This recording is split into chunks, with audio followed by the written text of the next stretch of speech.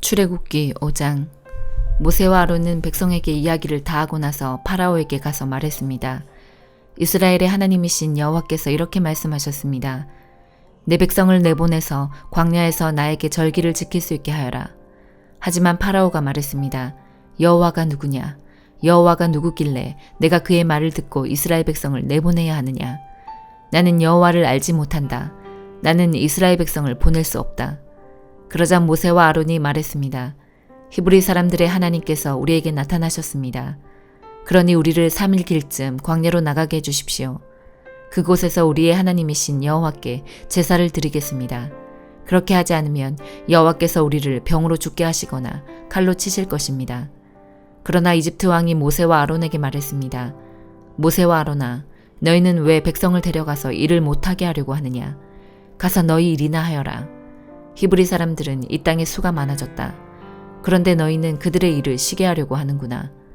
바로 그날 파라오는 노예 감독과 작업 반장들에게 명령을 내렸습니다.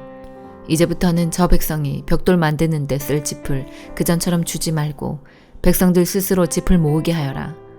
그러나 그전과 똑같은 궤수로 벽돌을 만들어야 한다. 벽돌의 수를 줄여주지 마라.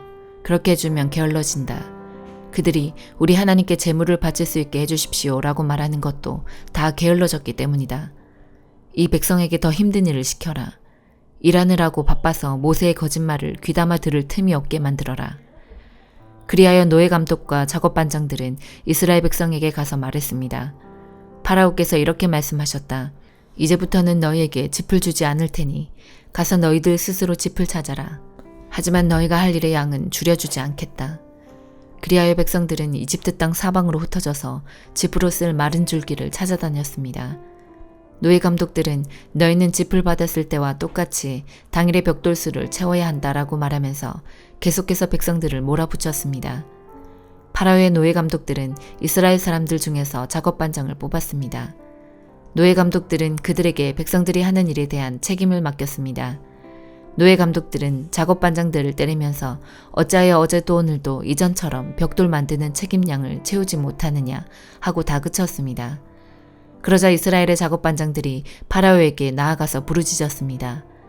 왕께서는 어찌하여 왕의 종들에게 이렇게 하십니까?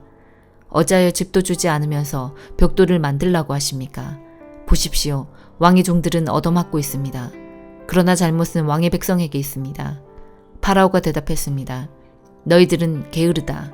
정말 게으르다.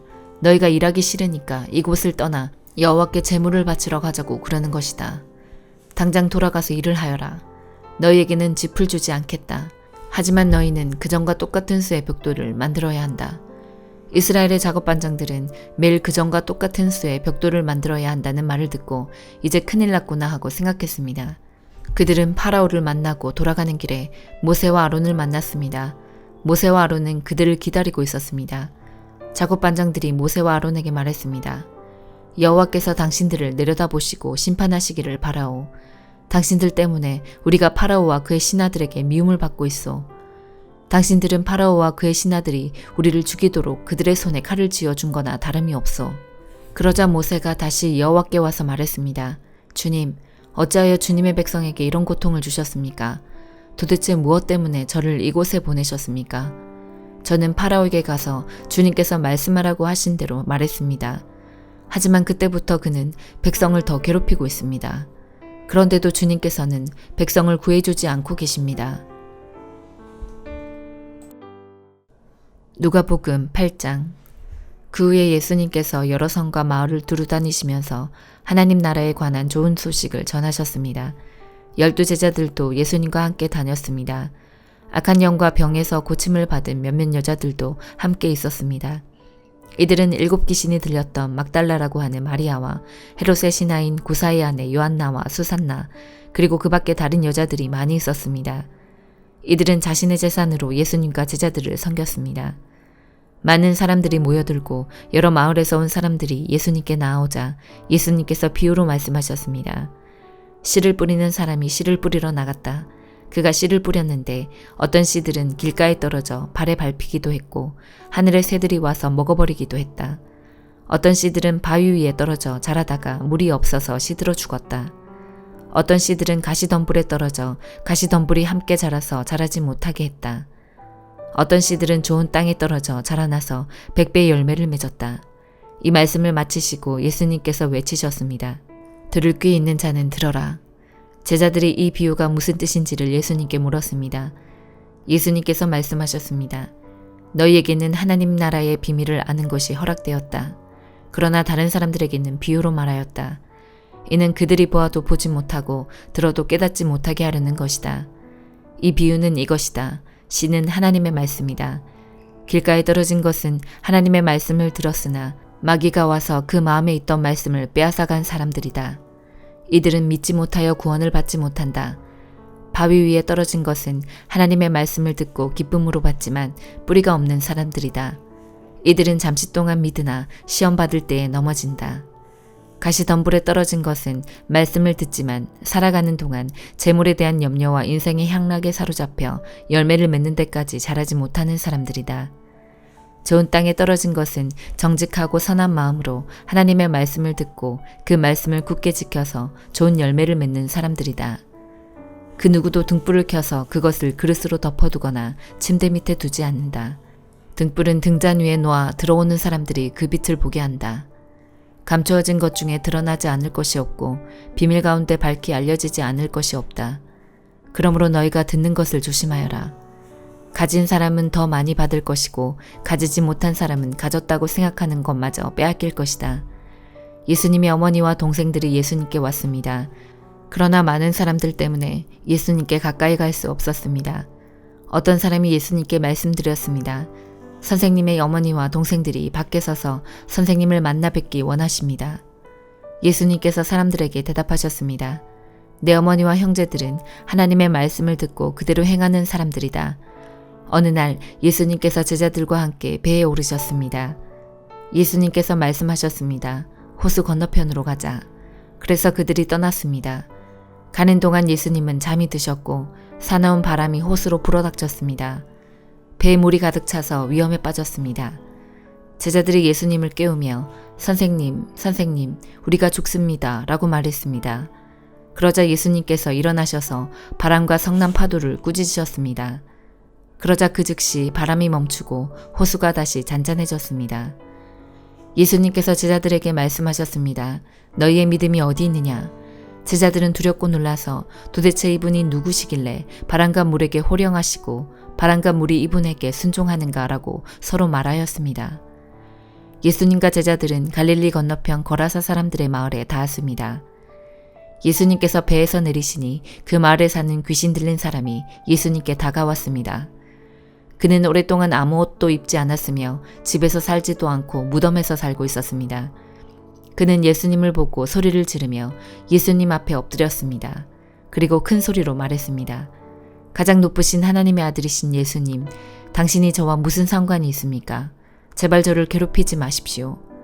이는 예수님께서 더러운 영에게 그 사람에게서 떠나라고 명령하셨기 때문입니다. 더러운 귀신이 그 사람을 여러 번 사로잡았기 때문에 사람들은 쇠사슬과 쇠고랑으로 그를 묶어 감시하였습니다. 그러나 그는 쇠사슬을 끊고 귀신이 이끄는 대로 광야로 뛰쳐나가곤 하였습니다. 예수님께서 그에게 물으셨습니다. 네 이름이 무엇이냐? 그러자 그가 대답했습니다. 레기온입니다. 이는 많은 귀신이 그에게 들어갔기 때문입니다. 귀신들은 예수님께 자신들을 지옥으로 쫓아내지 말아달라고 간청하였습니다. 그때 언덕에는 많은 돼지떼가 풀을 먹고 있었습니다. 귀신들은 예수님께 자기들을 그 돼지떼에게 들어가게 해달라고 간청하였습니다. 예수님께서 그렇게 허락하셨습니다. 그러자 귀신들은 그 사람에게서 나와 돼지떼 속으로 들어갔습니다. 순간 그 돼지들은 비탈을 내리달아 호수로 들어가 빠져 죽었습니다. 돼지를 치던 사람들이 일어난 일을 보고 도망쳐 이 사실을 성과 마을 사람들에게 전하였습니다. 사람들이 일어난 일을 보려고 예수님께 다가갔습니다. 그리고 귀신이 나간 사람이 옷을 입고 제정신으로 예수님 발 앞에 앉아있는 것을 보았습니다. 그들은 두려운 생각이 들었습니다. 이 일을 목격한 사람들이 귀신 들린 사람이 어떻게 온전하게 되었는지를 사람들에게 말해주었습니다. 거라사와 그 주변에 사는 모든 사람들이 예수님께서 자기들로부터 떠나줄 것을 간청했습니다. 이는 그들이 무서움에 사로잡혔기 때문이었습니다. 그래서 예수님께서 배를 타고 돌아가셨습니다. 귀신이 나간 사람이 예수님을 따를 수 있게 해달라고 예수님께 간청하였습니다. 그러나 예수님께서 그를 돌려보내며 말씀하셨습니다. 집으로 돌아가서 하나님께서 너에게 하신 일에 대해 사람들에게 말해라. 그래서 그는 모든 마을을 다니며 예수님께서 자기에게 얼마나 큰 일을 행하셨는지에 대해 전하였습니다. 예수님께서 돌아오시자 많은 사람들이 예수님을 환영하였습니다. 이들은 예수님을 기다리고 있었습니다. 야이로라는 사람이 앞으로 나왔습니다. 그는 회당장이었습니다. 그가 예수님의 발 앞에 엎드려 자기 집으로 와주실 것을 간청하였습니다.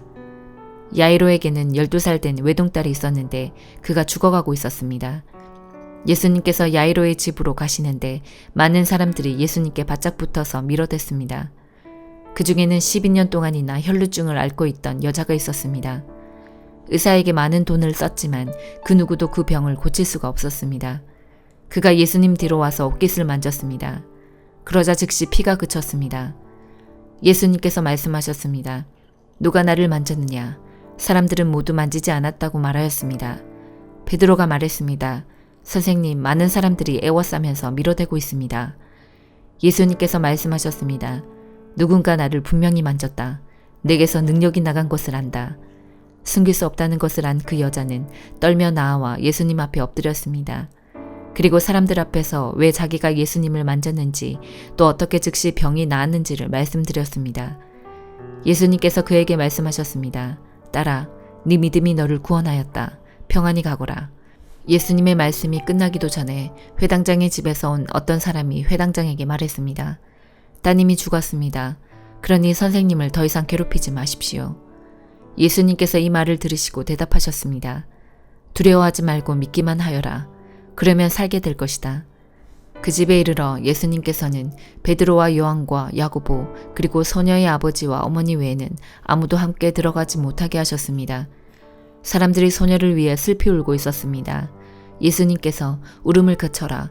그는 죽은 것이 아니라 자고 있다 라고 말씀하셨습니다. 그러자 사람들은 예수님을 비웃었습니다. 그것은 소녀가 죽었다는 것을 알고 있었기 때문입니다. 예수님께서 소녀의 손을 잡고 불렀습니다. 아이야, 일어나라. 그러자 영혼이 돌아와서 소녀는 즉시 일어났습니다. 예수님께서 그에게 먹을 것을 주라고 명하셨습니다. 그 소녀의 부모들은 놀랐습니다. 그런데 예수님께서는 일어난 일을 아무에게도 말하지 말라고 지시하셨습니다. 욥기 22장. 대만 사람 엘리바스가 대답하였습니다. 사람이 하나님께 무슨 유익이 된다는 말인가? 지혜로운 사람이라면 그분께 도움이 된다는 것인가? 자네 의로움이 전능자에게 무슨 기쁨이 될까? 자네의 행실이 올바르다 한들 그분께 유익할까? 자네가 경건하기 때문에 그분이 책망하시며 자네를 심판하시겠는가? 자네의 악이 얼마나 크고 자네 죄가 얼마나 많은지 아는가? 형제의 물건을 까닭 없이 저당 잡고 사람들의 옷을 빼앗아 벌거벗게 하지 않았나? 목마른 자에게 물을 주었나? 배고픈 자에게 음식을 주었나? 그러면서 권세나 부리려 하고 귀한 채하며 살지 않았나? 과부를 빈손으로 쫓아보내고 고아들을 멸시하지 않았는가? 그러니 자네가 덫에 빠지고 공포에 휩싸이지. 어둠에 둘러싸여 캄캄해지고 홍수에 덮인 이유가 무엇이겠나? 하나님께서 높은 하늘에 계시지 않는가? 저 하늘의 별들이 얼마나 높은지 아는가? 자네는 말하길 하나님께서 무엇을 아실까? 어둠이 덮였는데 그분이 판단하실 수 있을까? 구름이 그분을 가리우기 때문에 그가 보실 수 없고 그저 궁창을 지나다니실 뿐이지 라고 하는구나. 자네도 악인들이 걷던 그 옛길을 걷고자 하는가? 그들은 때가 되기 전에 망했고 강물이 그 기초까지 씻어버리지 않았던가? 그 악인들은 하나님께 우리를 내버려 두시오. 전능자가 우리에게 무엇을 할 수 있겠소 라고 했다네. 하나님은 저들의 집에 보물을 채우셨건만 저들의 생각은 하나님과 상관이 없었지. 의인은 악인의 멸망을 보며 기뻐하고 죄 없는 자들은 악인을 조롱하며 말하네. 정말로 우리의 원수가 망했군. 악인들의 재물이 불타고 말았군. 이제 하나님께 굴복하고 화회하게나. 그러면 좋은 일이 기다릴 것세. 그분의 교훈을 듣고 자네 마음에 새겨두길 바라네. 자네가 전능자에게 돌아가며 살 것이네. 자네 집에서 불의를 없애게나.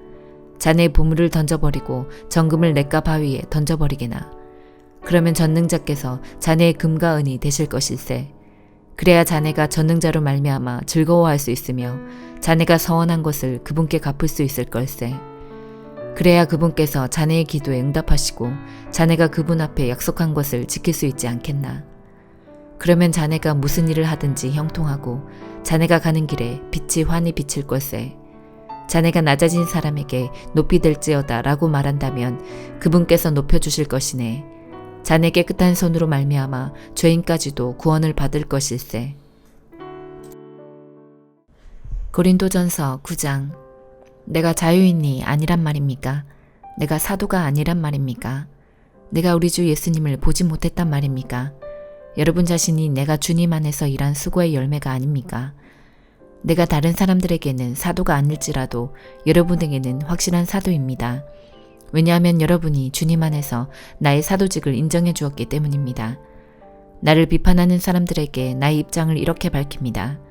우리에게 먹고 마실 권리가 없습니까? 다른 사도들과 주님의 동생들과 게바가 그런 것처럼 우리는 신자인 아내를 데리고 다닐 권리가 없습니까? 나와 바나바만 생계를 위해 일해야 한단 말입니까? 자기가 비용을 대가면서 군대 생활을 하는 사람이 어디에 있습니까? 포도 농사를 지으면서 그 포도원에서 나는 포도를 따먹지 않는 농부가 어디 있으며 양을 기르면서 거기서 나는 젖을 마시지 않는 사람이 또 어디에 있겠습니까? 내가 사회에서 일어나는 일만 가지고 이렇게 말하는 것은 아닙니다. 율법에도 이런 말이 있지 않습니까? 모세의 율법에 이같이 기록되어 있습니다. 곡식을 타작하는 소의 입에 망을 씌우지 마라. 하나님께서 소를 생각해서 이 말씀을 하신 줄 아십니까? 아니면 우리 모두를 위한 말씀이겠습니까? 이 말씀은 우리를 위해 기록된 말씀이 분명합니다. 밭을 가는 사람은 당연히 어떤 소망을 가지고 밭을 갈며 곡식을 타작하는 사람이 대가를 기대하며 일하는 것은 당연합니다. 우리가 여러분에게 영적인 것을 뿌렸다면 우리가 여러분이 갖고 있는 물질을 거둬들인다고 해서 지나치다고 할 수 있겠습니까? 다른 사람들이 여러분에게 이런 것을 요구하는 권리를 가졌다면 우리는 그럴 권리가 더 있지 않겠습니까? 그러나 우리는 이 권리를 행사하지 않았습니다. 오히려 우리는 그리스도의 복음에 방해가 되지 않기 위해 모든 것을 참았습니다. 여러분은 성전에서 일하는 사람들이 성전에서 나오는 음식을 먹으며 제단에서 봉사하는 사람들이 제단에 바치는 것 중에 일부분을 나누어 가진다는 사실을 알지 못합니까? 이와 같이 주님께서도 복음을 전하는 사람들은 복음을 전하는 일로 생활하라고 정하셨습니다. 그러나 나는 이러한 권리를 하나도 사용하지 않았습니다. 그렇다고 해서 여러분이 나에게 그렇게 해주기를 바라서 이 편지를 쓰는 것은 아닙니다. 내가 가지고 있는 이러한 자부심을 빼앗기기보다는 차라리 굶어 죽는 편이 더 낫습니다. 내가 복음을 전한다 해도 자랑할 것이 없는 것은 그것이 내가 당연히 해야 하는 일이기 때문입니다. 만일 내가 복음을 전하지 않는다면 나에게 화가 내릴 것입니다. 만일 내가 자원해서 복음을 전한다면 당연히 보스를 받을 것입니다. 그러나 자원해서 하는 일이 아니라면 이것은 내게 맡기신 직무를 다하는 것일 뿐입니다. 그러면 내가 받을 상이 무엇입니까? 바로 이것입니다. 내가 복음을 전할 때 아무 대가도 받지 않고 전하는 것과 복음을 전하면서 나의 권리를 사용하지 않는 것입니다. 나는 자유인이며 어느 누구에게도 매어 있지 않습니다. 그러나 나는 되도록 많은 사람을 얻기 위해 스스로 많은 사람의 종이 되었습니다. 유대인들에게는 유대인들을 얻고자 유대인처럼 되었습니다. 율법 아래 있는 사람들을 대할 때는 비록 나 자신은 율법 아래 있지 않지만 그들을 얻기 위해 율법 아래 있는 사람처럼 되었습니다. 율법 없는 사람들에게는 비록 나 자신은 하나님의 율법을 떠난 사람이 아니라 그리스도의 율법 아래 있는 사람이지만 율법 없는 사람들을 얻기 위해 율법 없는 사람처럼 되었습니다. 믿음이 약한 사람들에게는 약한 사람들을 얻기 위해서 약한 사람이 되었습니다. 내가 모든 사람들에게 그들과 같이 된 것은 아무쪼록 모든 방법을 다하여 그들 중에 몇 사람이라도 구원하기 위해서였습니다. 나는 복음이 주는 복에 참여하기 위해 복음을 전하는 일이라면 무슨 일이든 하고 있습니다. 경기장에서 경주자들이 다 달려가지만 상을 받는 사람은 한 명뿐인 것을 알지 못하십니까? 이와 같이 여러분도 상을 받을 수 있도록 달리십시오. 경기를 하려는 사람은 모든 면에서 자기 절제를 하는 법입니다. 그들은 썩어 없어질 면류관을 얻으려고 절제를 하지만 우리는 썩지 않을 면류관을 얻으려고 그렇게 합니다.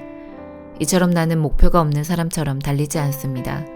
나는 허공에다 주먹을 휘둘러대는 사람처럼 싸우지 않습니다. 나는 내 몸을 쳐서 굴복시킵니다. 내가 다른 사람들에게는 복음을 전했으나 정작 나 자신은 자격 미달이 될까 두렵습니다. 아멘.